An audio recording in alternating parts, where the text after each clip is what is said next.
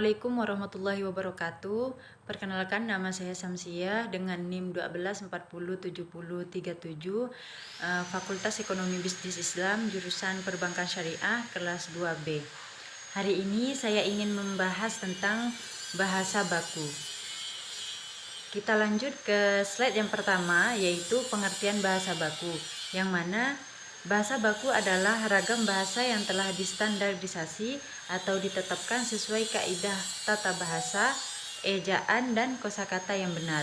Bahasa ini digunakan dalam situasi resmi atau formal seperti dalam penulisan ilmiah, pidato, berita di media massa, surat dinas, dan lain sebagainya. Itulah pengertian dari bahasa baku. Terus kita lanjut ke slide yang kedua, contoh sederhana dari bahasa baku.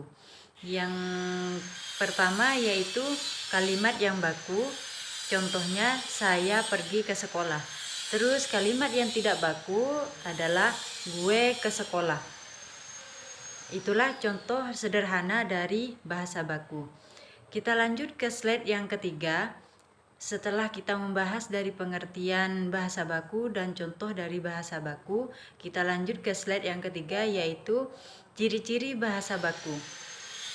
Ciri-ciri bahasa baku di sini ada beberapa hal. Yang pertama yaitu mengikuti kaidah bahasa yang benar, misalnya urutan subjek, predikat, objek digunakan secara konsisten dan tepat. Terus yang kedua, menggunakan ejaan yang sesuai dengan pedoman umum ejaan bahasa Indonesia yang disingkat PWB, contohnya penulisan kata praktik bukan praktek.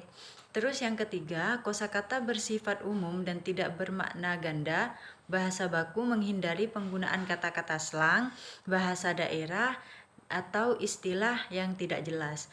Terus yang keempat, digunakan dalam situasi formal atau resmi.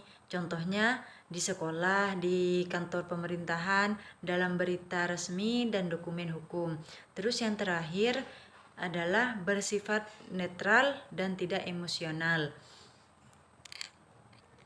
Kita lanjut ke slide yang keempat, yaitu fungsi dari bahasa baku. Fungsi dari bahasa baku di sini ialah sebagai alat komunikasi resmi, misalnya dalam surat menyurat resmi, dokumen pemerintahan, dan perjanjian hukum. Yang kedua ialah sebagai alat pemersatu bangsa. Di Indonesia yang memiliki ratusan bahasa daerah, bahasa baku yakni bahasa Indonesia yang dibakukan menjadi alat pemersatu antar suku. Yang ketiga, sebagai alat identitas nasional. Bahasa Indonesia sebagai bahasa baku adalah bagian dari identitas bangsa. Terus yang keempat ialah sebagai pedoman dalam pendidikan dan pembelajaran. Buku pelajaran, kurikulum, dan ujian nasional menggunakan bahasa baku. Kita lanjut ke slide selanjutnya, yaitu perbedaan bahasa baku dan tidak baku. Kita bisa lihat contohnya yang sudah saya tulis di atas dari bahasa baku dan tidak bakunya. Aktivitas, terus resiko, apotik, kualitas, terus karena, soalnya, atau sebabnya. Bahasa baku biasanya muncul dalam percakapan sehari-hari, media sosial, lagu, atau bahasa daerah. Terus kesimpulan dari bahasa baku ialah bentuk bahasa yang benar menurut kaidah dan digunakan dalam konteks resmi. Menguasai dan menggunakan bahasa baku dengan baik adalah bagian dari mencintai dan menghargai bahasa Indonesia. Demikianlah ini yang dapat saya sampaikan. Kurang lebihnya saya mohon maaf. Wabillahi taufiq wal hidayah. Assalamualaikum warahmatullahi wabarakatuh.